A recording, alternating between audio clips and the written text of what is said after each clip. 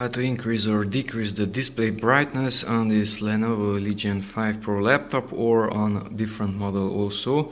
So on this model we have to press the function key and the F6 to increase the brightness.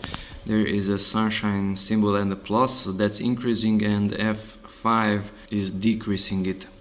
So function F6, and that little window appears here in the corner.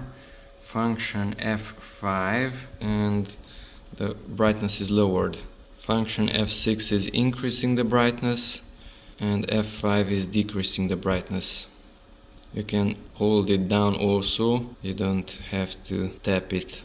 Okay, another way to modify the display brightness is to go here to the start menu, right click on the start menu here in Windows 10, right click, come here to mobility center, that one on the top almost, and on mobility center, that window, we have the display brightness here, and you can decrease it and increase it.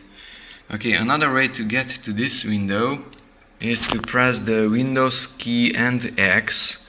Windows X is bringing us the same little menu which we accessed using the mouse. And then you have to press the letter B, because B is underlined.